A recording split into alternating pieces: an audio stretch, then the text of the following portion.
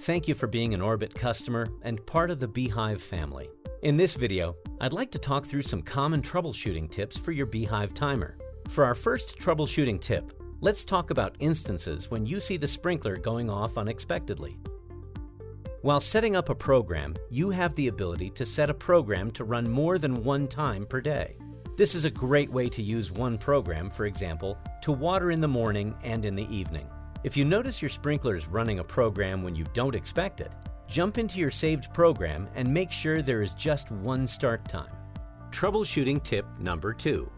A common mistake people make when setting up their programs is to use an entire program slot for only one zone. This will cause you to run out of program slots if you have 5 or more zones. Each program will run all of the zones connected to the timer, and they will run in succession, so you don't need to worry about a program running 2 or more zones at the same time. If you use an underground timer and a hose tap timer, remember that each one needs to be programmed independently. Troubleshooting tip number 3. For underground timers mounted on your wall, you may find one zone isn't running as you expected, but others are. If this happens, swap in a known working zone wire into the non-working zone. If this still doesn't work, check the valve wire to make sure it's properly connected. Troubleshooting tip number 4. If you change your Wi-Fi network and your device isn't connected to your network, you may need to update your Wi-Fi settings. Let's walk through that. First, make sure you're within Bluetooth range of your device and your phone is connected to the Wi-Fi network you want to use. Navigate to your device page under the My B-hyve section of the app, or click on the Wi-Fi Bluetooth symbol in the upper left of your device page. If you have an Orbit indoor-outdoor timer where the program button shows only programs for A, B, C, you'll need to connect to your timer using Wi-Fi. Once you do so, choose the network you want to use and enter the password. Click Connect. Remember, if you're having issues, make sure your Wi-Fi password has been entered correctly. Troubleshooting tip number 5. To pair the timer with your phone for the first time, you need to put your timer in pairing mode. There are a few different ways to do that depending on your timer. Please note that putting your timer in pairing mode will reset your device and clear any custom programming you've created before. For the indoor-outdoor timer, hold the reset button, located on the back of the timer's display, for about 10 to 12 seconds.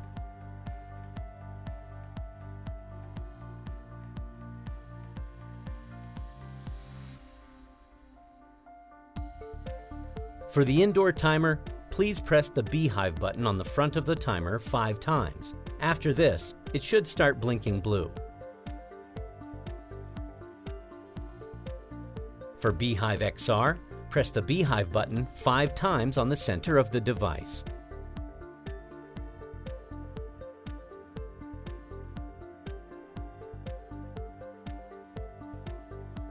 For the hose timer and hub, press the B-hyve button 5 times on both devices.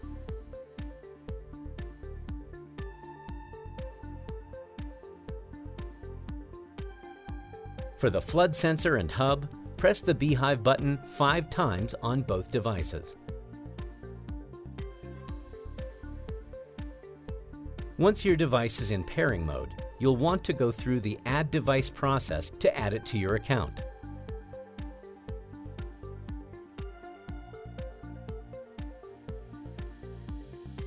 Troubleshooting tip number 6.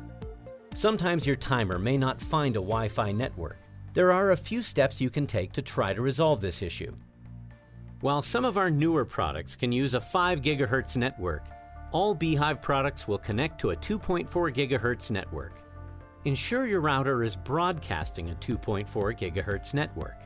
Blended networks can also lead to connection issues. Move your B-hyve device closer to your router for pairing. Just because your phone is receiving Wi-Fi from your router does not mean your timer is as well. Walls, doors, and other electronics can cause issues. Make sure your timer isn't passing through too many of these. Reset your router. Oftentimes, a quick power cycle of your router can resolve this. Simply unplug your router for 30 seconds and then plug it back in. Once your router is broadcasting a signal again, try the pairing process once more. Additionally, please reset your modem, access points, and repeaters.